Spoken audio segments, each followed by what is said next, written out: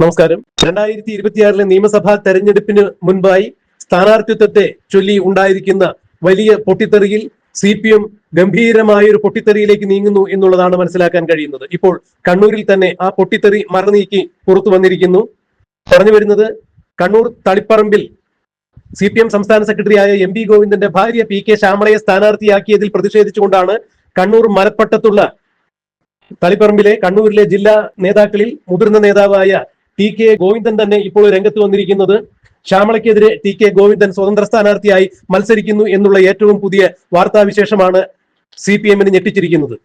കണ്ണൂരിലെ ഏറ്റവും മുതിർന്ന നേതാക്കളിൽ ഒരാളായ, അതായത് കോടിയേരി ബാലകൃഷ്ണനും പിണറായി വിജയനും ഉൾപ്പെടെയുള്ള മുതിർന്ന നിരയിലെ എല്ലാ നേതാക്കളുമായി നല്ല ബന്ധം പുലർത്തിയിരുന്ന TK ഗോവിന്ദൻ തന്നെ തളിപ്പറമ്പ് മണ്ഡലത്തിൽ പാർട്ടി നിർത്തിയ സംസ്ഥാന സെക്രട്ടറിയുടെ ഭാര്യയായ ശ്യാമളയ്ക്കെതിരെ തന്നെ മത്സരിക്കുന്നു എന്ന് പറയുമ്പോൾ കണ്ണൂരിൽ ഉണ്ടായിരിക്കുന്ന പൊട്ടിത്തെറിയുടെ ആഴം എത്ര വലുതാണ് എന്നുള്ളതാണ് ഇപ്പോൾ CPM-നെ നടക്കുന്നത്. കേരളത്തിലെ മറ്റേതെങ്കിലും ജില്ലയിലെ നേതാക്കൾ പാർട്ടി വിട്ടുപോകുന്നത് പോലെ, അല്ലെങ്കിൽ ജില്ലയിൽ പാർട്ടി നിർത്തിയിരിക്കുന്ന സ്ഥാനാർത്ഥികൾക്ക് നേരെ പാർട്ടി നേതാക്കൾ മത്സരിക്കുന്നത് പോലെയല്ല കണ്ണൂരിലും ആലപ്പുഴയിലും ഉണ്ടാകുന്ന ഇത്തരം പ്രതിഭാസങ്ങൾ.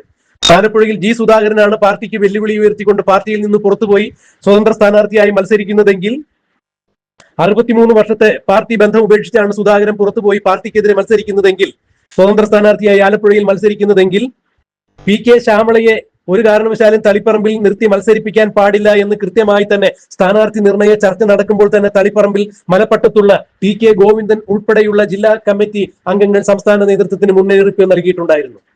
എന്നാൽ ജില്ലാ നേതൃത്വത്തിന്റെയും ലോക്കൽ കമ്മിറ്റികളുടെയും എല്ലാം നിർദ്ദേശങ്ങൾ അവഗണിച്ചുകൊണ്ട് തന്നെയാണ് MP ഗോവിന്ദന്റെ പ്രത്യേക താല്പര്യപ്രകാരം കഴിഞ്ഞ നിയമസഭാ തെരഞ്ഞെടുപ്പിൽ തളിപ്പറമ്പിൽ നിന്ന് മത്സരിച്ച MP ഗോവിന്ദന്റെ പിൻഗാമിയായി MP ഗോവിന്ദന്റെ ഭാര്യയെ PK ശ്യാമളയെ ഇക്കുറി തളിപ്പറമ്പിൽ നിർത്തി മത്സരിപ്പിക്കാനുള്ള CPM-ന്റെ തീരുമാനത്തിന് വലിയ തിരിച്ചടി ഉണ്ടായിരിക്കുന്നു. കണ്ണൂരിൽ വലിയ പൊട്ടിത്തെറി ഉണ്ടായിരിക്കുന്നു.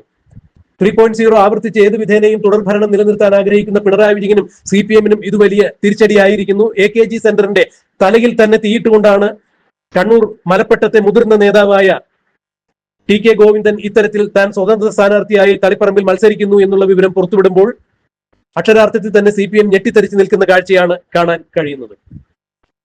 CPM-നകത്ത് രൂഢാമൂലമായിരിക്കുന്ന ഭിന്നിപ്പിലേക്കാണ് ഇത് വളർന്നെത്തിയിരിക്കുന്നത്. അതായത് ഒരു സ്ഥലത്ത് മാത്രമല്ല, പലയിടങ്ങളിലുമായി സ്ഥാനാർത്ഥി നിർണയത്തെ തുടർന്നുണ്ടാകുന്ന പൊട്ടിത്തെറികളിൽ വലിയ വലിയ തിരിച്ചടികളാണ് പാർട്ടിക്ക് നേരിടാൻ സാധ്യതയായിരിക്കുന്നത്. അല്ലെങ്കിൽ പാർട്ടി വലിയ വലിയ തിരിച്ചടികളെയാണ് നേരിട്ടുകൊണ്ടിരിക്കുന്നത്.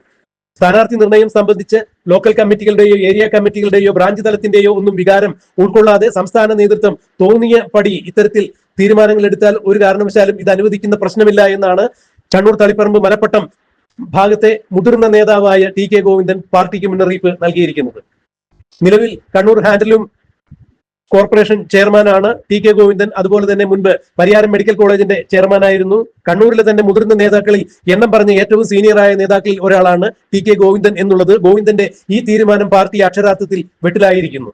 ഒരു അനുനയ നീക്കത്തിനും താൻ തയ്യാറല്ല. ഒന്നുകിൽ PK ശ്യാമളയുടെ സ്ഥാനാർത്ഥിത്വം പിൻവലിച്ചുകൊണ്ട് അവിടെ മറ്റേതെങ്കിലും സ്വീകാര്യനായ ഒരു സ്ഥാനാർത്ഥിയെ നിർത്തുക, അല്ല എന്നുണ്ടെങ്കിൽ താൻ സ്വതന്ത്ര സ്ഥാനാർത്ഥിയായി മത്സരിക്കും എന്ന് TK ഗോവിന്ദൻ പറയുമ്പോൾ, കണ്ണൂർ പോലുള്ള CPM-ന്റെ ഉറച്ച കോട്ട എന്ന് അവകാശപ്പെടുന്ന തളിപ്പറമ്പിൽ തീർച്ചയായും CPM-ന്റെ ഔദ്യോഗിക സ്ഥാനാർത്ഥി പരാജയം മണക്കുന്നു എന്ന് തന്നെയാണ് മനസ്സിലാക്കാൻ കഴിയുന്നത്.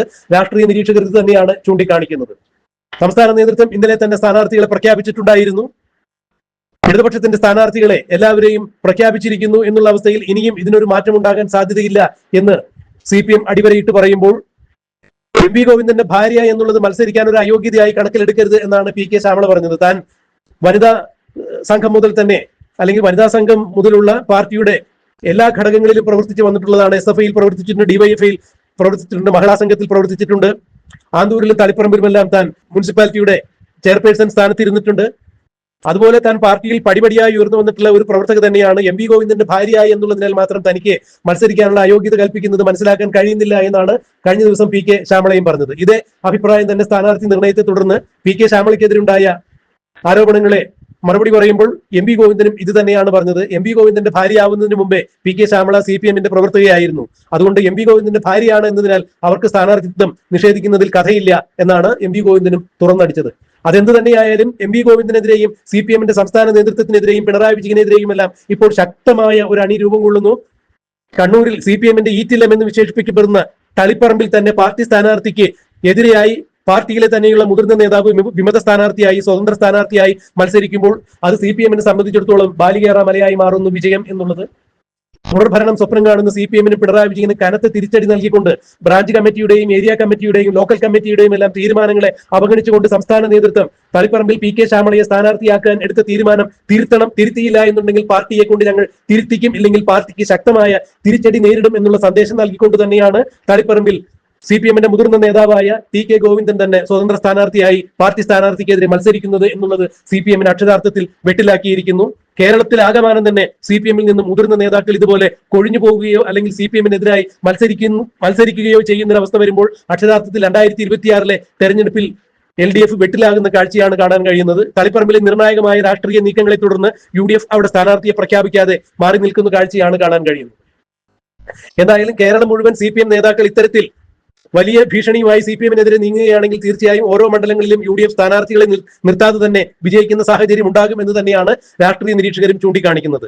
തളിപ്പറമ്പിൽ ഇനി എന്താണ് ഉണ്ടാവുക? പൊട്ടിത്തെറി ഇനി കേരളം മുഴുവൻ CPM-നകത്ത് വ്യാപിക്കുമോ ഇല്ലയോ എന്നുള്ളതെല്ലാം നമുക്ക് കണ്ടറിയാം, കാത്തിരിക്കാം.